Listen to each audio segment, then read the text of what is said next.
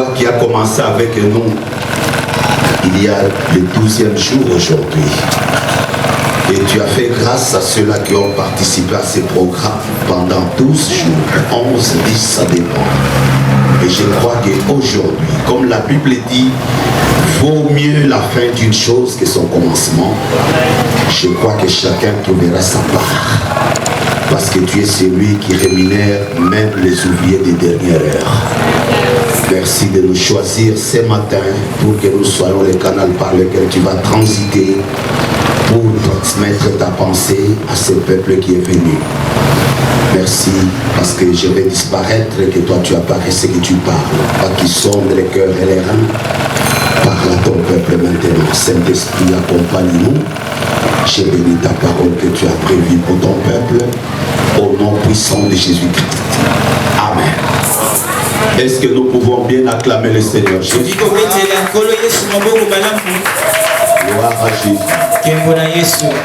Genèse chapitre 30, du 22e au 26e verset. Genèse chapitre 30, 22e au 26e verset. Et quand nous aurons fini avec ce Genèse-là, nous allons passer aussi au Genèse, cette fois-là 35. Genèse 35. 17 à 18. 17 à 18. Je reprends. Genèse 30. Genèse chapitre 30. 22 à 26. 22 à 26e verset. Et puis nous allons sauter Genèse 35. Genèse 35. 17 à 18. Que Dieu bénisse sa parole. Veuillez vous asseoir. Dieu soit loué. Nous avons choisi comme thème pour terminer ce programme de 12 jours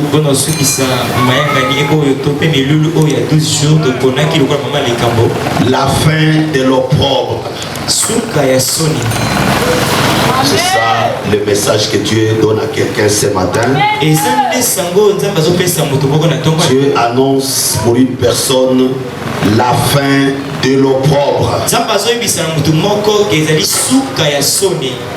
Et si c'est toi, tu peux déjà dire Alléluia là où tu es. Parce que ton opprobre a comme fin aujourd'hui. Et pour cela, nous avons choisi deux enfants.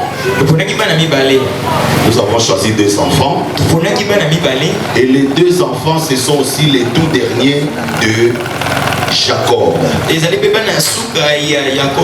Il y a l'avant-dernier Joseph. Et puis il y a le dernier qui est Benjamin. Alors là nous parlerons aussi des deux. Au fait, en vérité, les deux qui font aussi deux grâces.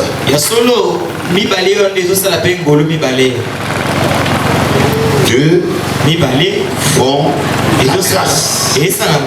Chacun en ce qui les concerne, chacun avec ses combats, chacun avec sa joie. Donc pour dire, chacun a la grâce de Dieu de sa façon. Et nous allons partager les deux façons différentes dont chaque personne peut bénéficier de la grâce de Dieu. Et puis avant d'attaquer le message, je voulais que tu retiennes que chacun tel qu'il est, il est né avec une certaine grâce de sa façon. Quelqu'un peut être beau, il a la grâce de Dieu. Quelqu'un peut être laid, il a aussi la grâce de Dieu. Donc si tu es beau, ne te fais pas laid. Quelqu'un peut être géant, il a la grâce de Dieu. Le court aussi a la grâce de Dieu. Le gras a la grâce de Dieu. Le mince aussi a la grâce de Dieu. Le blanc a la grâce de Dieu et le noir aussi a la grâce de Dieu. Est-ce que sur ces points-là nous sommes d'accord? Et nous parlerions des deux. Nous commençons par les deux premiers qui sont Joseph et Benjamin. Et avant même de parler de Joseph et Benjamin, nous pouvons même encore reculer pour parler des deux qui sont leurs mamans.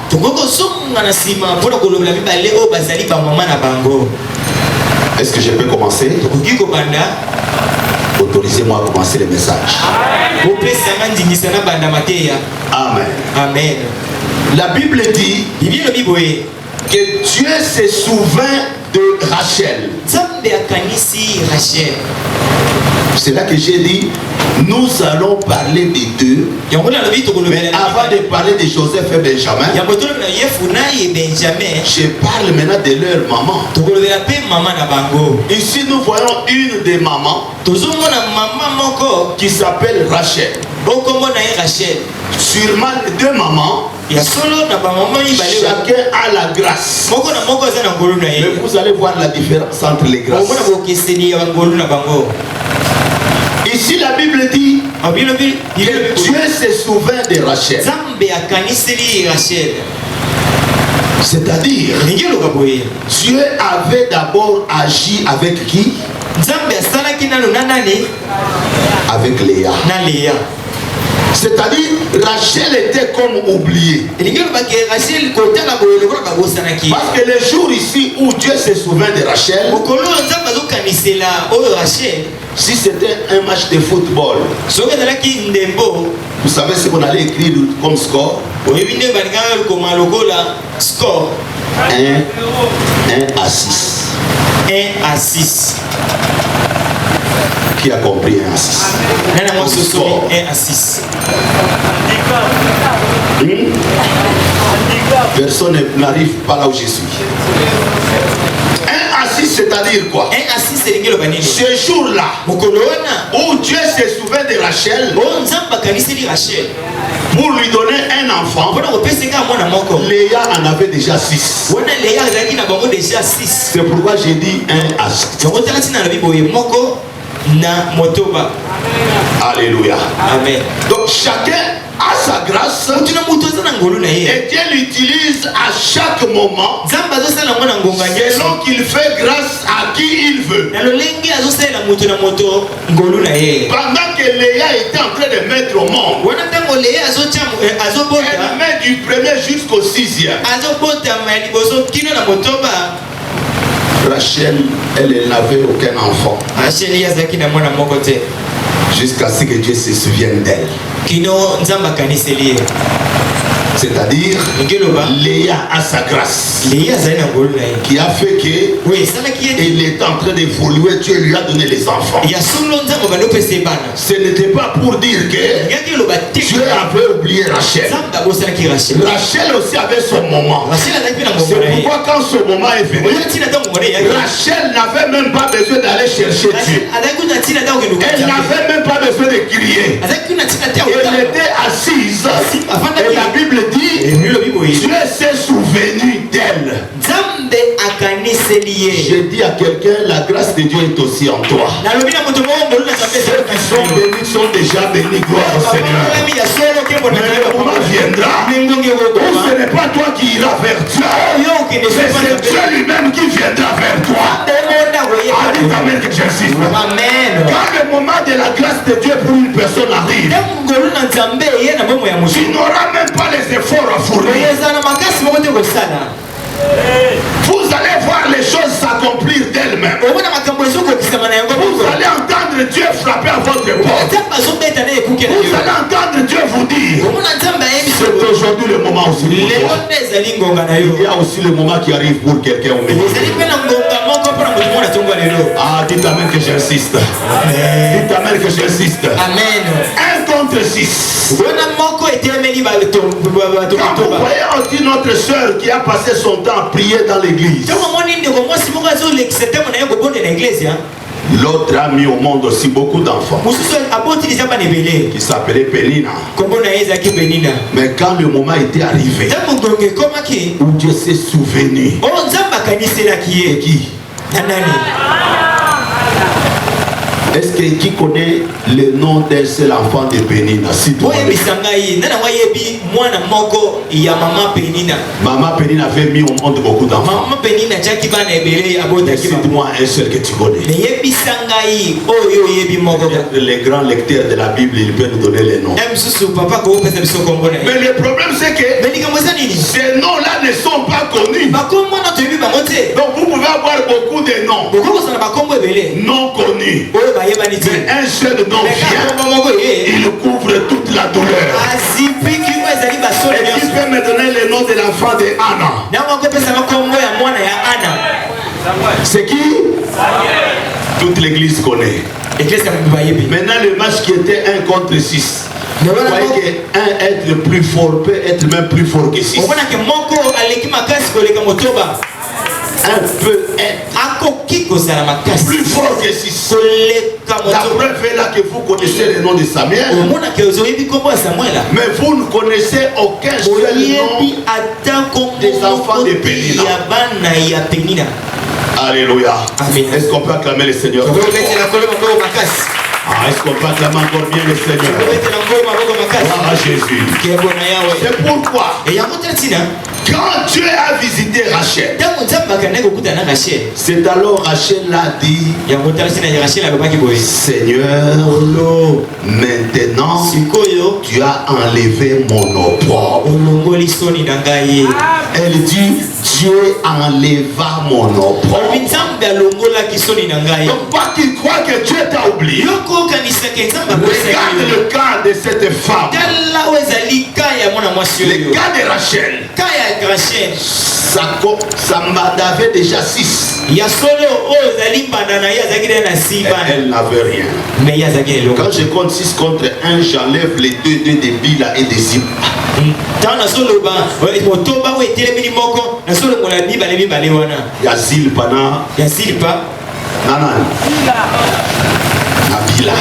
Nabila. C'est-à-dire les deux avaient chacune donné sa servante à Jacob pour avoir les enfants et ils ont eu 2, ça fait 4. Quand je parle de 6 ici, ce sont les enfants qui sont sortis du ventre de Léa. Quand je parle de 1 ici, c'est celui qui est sorti du ventre de Rachel. Quand le seul là vient, Rachel dit: Dieu a enlevé mon opprobre. Et quand nous sommes en train de finir ce programme de 12 jours, j'annonce un message prophétique pour 2023. Dieu est en train d'enlever ton opprobre aujourd'hui. Pour que 2023, tu puisses avoir un autre fils. Cette fois-là qui va s'appeler Benjamin. C'est pourquoi il donne le nom à Joseph. Dieu va enlever mon opprobre. Mais Dieu ajoute encore. Ajoute encore. Donc quand Joseph est né, Rachel dit: Dieu ajoute encore. C'est-à-dire, il y a un autre enfant qui va venir au travers les supplications, au travers les prières. Dieu vient les visiter. Et si Dieu avait visité les autres, il te visitera aussi. Dites amen bien que j'insiste. Il te visitera aussi. Dis à ton voisin: Dieu te visitera aussi. Dieu te visitera aussi. Alléluia. Amen. C'est alors qu'il avait demandé à son beau-père de les laisser partir avec ses femmes et ses enfants. Là, je parle de Jacob. Donc, à un moment donné, il était obligé de se déplacer pour aller vivre la véritable bénédiction avec sa famille. Donc à un moment donné, il faut que Dieu fasse grâce à nos familles pour quitter certains contextes, pour quitter certaines situations. Et je suis en train d'annoncer à quelqu'un ces situations dans lesquelles la famille se retrouve, elle-même elle ne peut pas quitter. Mais il y a la puissance de Dieu qui fera ce que le moment arrive où ta famille sortira, où ta famille aussi sortira, la famille sortira. Pour que la famille sorte, Dieu élève toujours une personne.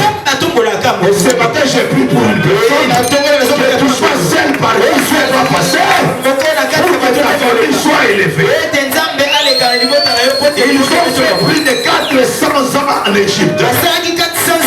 Le moment était arrivé où Dieu a dit sortez de l'Égypte parce qu'il y a le pays que j'ai réservé pour vous. Le pays où coule le lait et le miel. C'est ce pays-là que vous devez partir. Et il a pris Moïse. Moïse il dit oh non, moi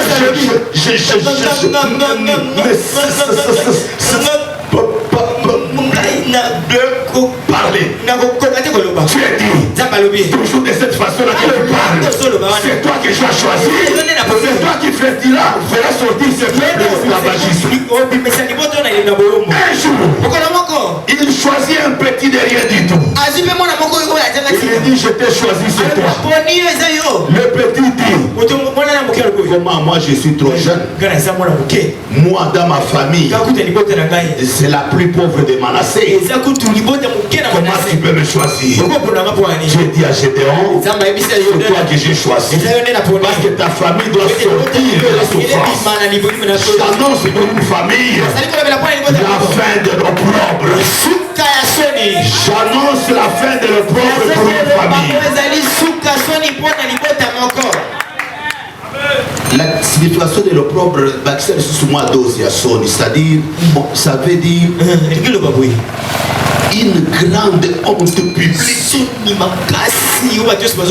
Tout le monde connaît. Tout le monde sait que ce sont les derniers du quartier. Ce sont les abandonnés. Tout le monde sait même quand vous aurez affamé. Mais le jour est en train de venir où Dieu va choisir quelqu'un dans ta famille pour la faire sortir de l'opprobre. J'annonce la fin de l'opprobre. Tu n'arriveras pas en 2023 de l'opprobre. J'annonce la fin de l'opprobre. 2023, l'opprobre ne pourra plus se présenter dans ta famille. Amen.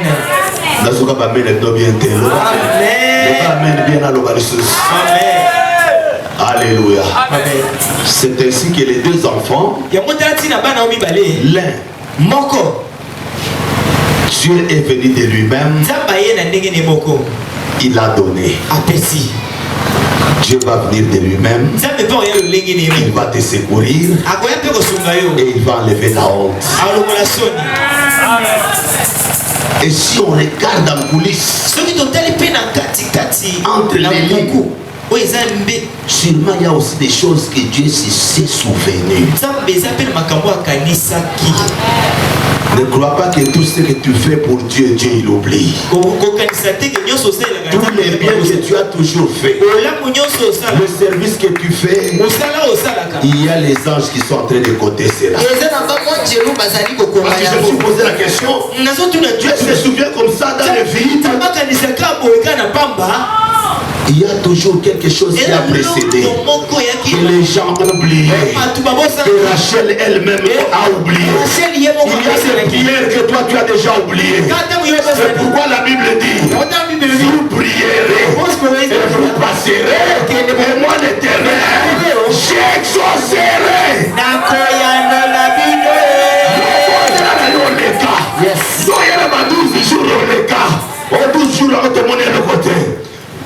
Moisson à mon côté. Yo sobondela oleka.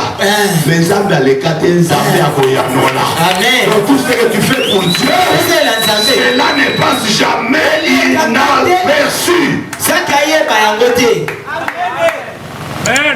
Amen. Amen. C'est ainsi que le deuxième enfant va venir pour essuyer les larmes de la maman. C'est qu'elle a appelé Benoni, elle a fait la douleur. Mais le papa a dit non, non, ça c'est le nom de la malédiction. Tu viens de l'opprobre, après tu vas dans la douleur. Non, après l'opprobre, ça sera maintenant la fortune. C'est pourquoi Benjamin veut dire fils de ma droite, il est fils de la fortune. Tu passeras de l'opprobre à la fortune. Tu passeras des pleurs au sourire. Parce que même quand tu es en train de pleurer, la grâce de Dieu est toujours là. Amen. Dis à ton voisin, quand tu pleures, la grâce de Dieu est toujours là.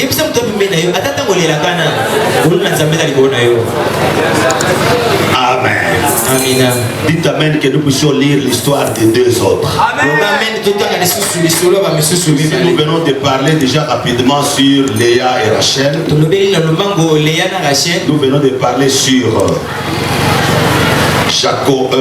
Joseph et Benjamin. Maintenant, il y a encore deux autres femmes ici que nous voulons partager. Le texte est dans Luc chapitre 1er du 23e au 33e verset. 23e verset. Ici, nous voyons encore deux femmes. À toutes les deux, la Bible dit, le Seigneur a fait grâce, le Seigneur m'a fait grâce.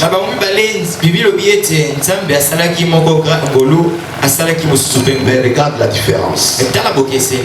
La première que Dieu visite, c'est le même ange Gabriel. Le même ange passe d'abord par Zacharie.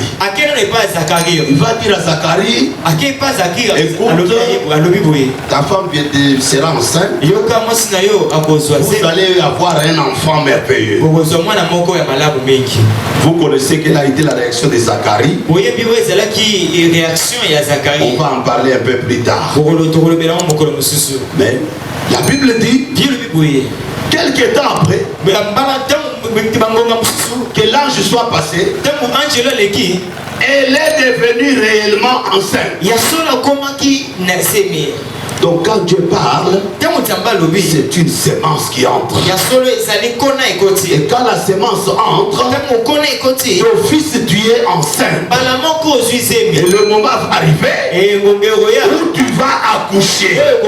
Ce qui fait qu'il y a des sémences et des sémences qui se sont retrouvées dans les 12 jours. Qui se sont retrouvées avant les 12 jours. Il faut que cette année ne se terminera pas sans que le Seigneur enlève ton opprobre.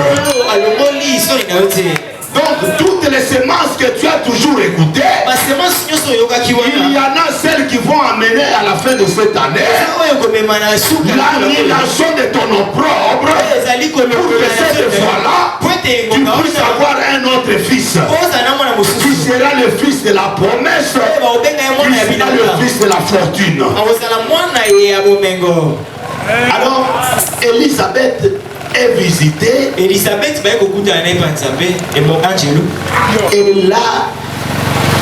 est enceinte. Élisabeth est enceinte. Et la Bible dit, elle va même se cacher pendant combien de mois? Pendant combien de mois? Elle va se cacher. Il y a certaines bénédictions. Quand Dieu te les donne, ne sois pas pressé que tout le monde les sache. Laissez les gens tranquilles. Les gens verront. À 5 mois, le ventre sortira. Ceux qui avaient dit c'est une vieille, ceux qui avaient dit c'est un vieux, ils les verront de leurs propres yeux. C'est pourquoi on nous a dit ici dans 12 jours que les gens remarqueront. Les gens remarqueront que Dieu t'a visité. Les gens remarqueront que tu as enlevé ton opprobre. Les gens remarqueront que celui qui s'est moqué ici Parce que le moment est arrivé. Je suis en train de prophétiser sur quelqu'un. Je dis le moment arrive où le Seigneur enlève ta honte et que c'est une nouvelle vie qui va commencer. Une vie de gloire et de succès. Parce que l'opprobre sera au tête de ton chemin. 5 mois de grossesse. 5 mois et la grossesse. Elle avait caché ça. Elle avait caché. Ne sois pas pressé d'aller annoncer. Il y a des choses, même à l'église, on ne va pas témoigner. On va attendre même l'église, ils verront Dieu. Un jour, Jésus guérit quelqu'un. Après, prends ton offrande. Va montrer seulement à qui? Au sacrificateur. C'est-à-dire certaines choses, c'est le pasteur qui doit connaître. C'est comme dans l'église, je connais les enfants de l'église, les bébés quand ils ont déjà une semaine. Moi, je suis informé. Moi, je suis déjà informé. J'ai pris pour les bébés d'une semaine. Il a 2 semaines. Il a 3 semaines. C'est quand il va avoir 5 mois que tout le monde constate qu'il y a un ventre là-dedans. Et j'ai dit à quelqu'un, toi aussi tu es déjà enceinte. Tu es enceinte d'une bénédiction. Tu es enceinte d'un travail. Tu es enceinte d'une élévation. Tu es enceinte parce que l'opprobre a été anéanti. Tu es enceinte parce que tu es enceinte maintenant de l'enfant qui s'appelle la fortune. De l'enfant qui s'appelle la droite. Les enfants qui donnent la puissance. Qui fait qu'il y a personne qui va te résister sur le chemin. Qui fait que tes ennemis seront sous tes pieds. Alléluia. Dieu a fait grâce à Élisabeth.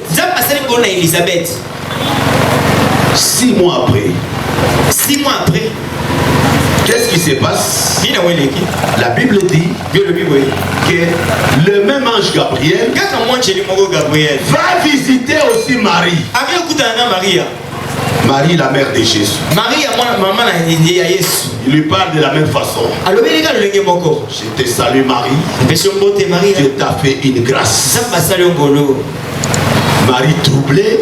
Elle dit, mais à quoi signifie cette salutation? Et là, l'ange va lui expliquer. On va parler un peu plus tard sur ça. Non, aujourd'hui. Juste après.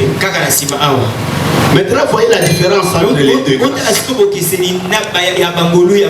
vous voyez la différence? Ici, il y a un vieux couple. Dans le désespoir. Qui ne pensait même plus avoir un enfant. Et Dieu va les visiter pour leur dire, je vous fais grâce, vous allez avoir un enfant. Est-ce qu'on est ensemble? Ils avaient déjà prié. Zacharie était le sacrificateur. Quand il était dans le temple, il avait imploré le Seigneur. Seigneur, fais-moi grâce, fais-moi grâce, fais-moi grâce, fais-moi grâce. L'âge ne faisait qu'avancer. Il priait l'âge avancé. Il priait les années passées. Je te dis, toutes tes prières, Dieu ne les oublie pas. Même si les années sont passées, mais Dieu il ne passe jamais. C'est pourquoi 2023, il annonce pour toi la fin de l'opprobre.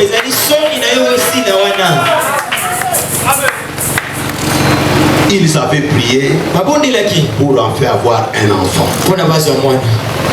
Et un jour, Dieu les a visités. Ils ont eu un enfant.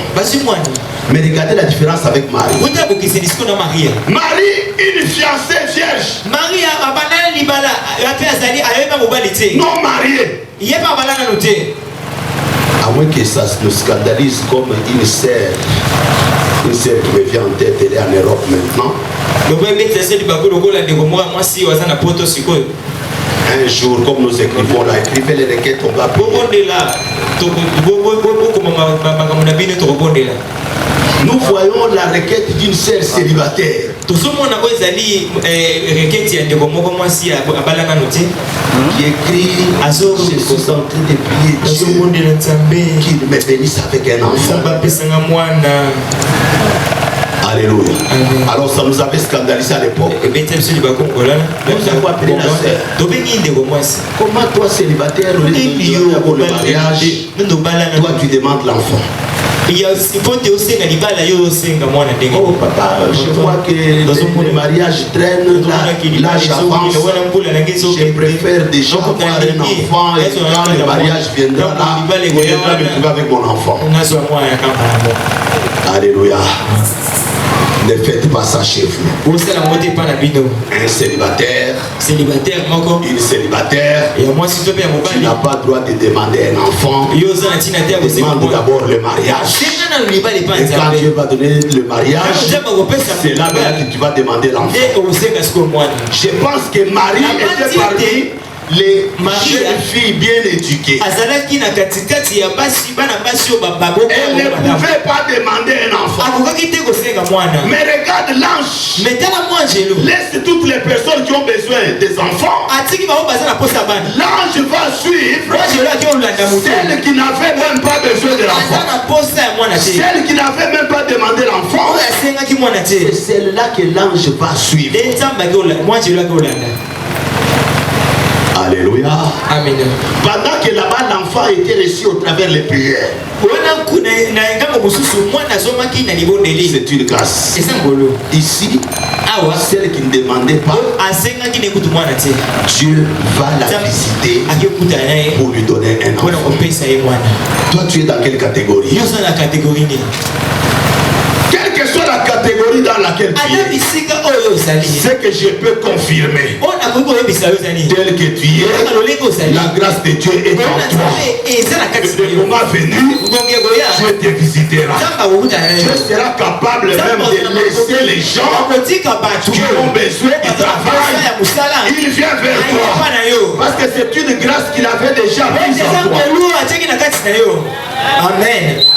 Et tel qu'il nous a fait, chacun a une grâce particulière. Dis j'ai une grâce particulière. Dis encore j'ai une grâce particulière. Mais il faudra comprendre la parole et la pratiquer. Verset 18 de Luc là que nous avons lu, ce que j'avais dit que j'allais expliquer tout à l'heure, c'est que Zacharie dit à l'ange, à quoi reconnaîtrai-je cela? Car je suis vieux et ma femme est avancée en âge. Au 34e verset, toujours de Luc 1, la même question est posée d'une autre manière à Marie. Écoute la réponse de Marie. Comment se fera-t-il puisque je ne connais point d'homme? Est-ce que les deux réactions étaient différentes? Je reprends. Zacharie, Anjaya Yébisier, Okozomwana. Zacharie a tout dit ange, à quoi reconnaîtrai-je cela? Car je suis vieux et ma femme est vieille. Même ange qui n'est pas Marie a tout dit Marie. Ayébisi Marie, Ozozomwana, on fait ce combo Jésus. Marie a tout dit, comment se fera-t-il puisque je ne connais point d'homme? Est-ce que les deux réactions étaient différentes? L'ange était fâché.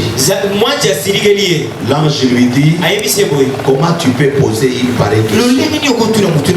Désormais, tu vas devenir muet. Jusqu'à ce que quand ces choses s'accompliront, c'est alors que ta parole sortira. Il est sorti de là.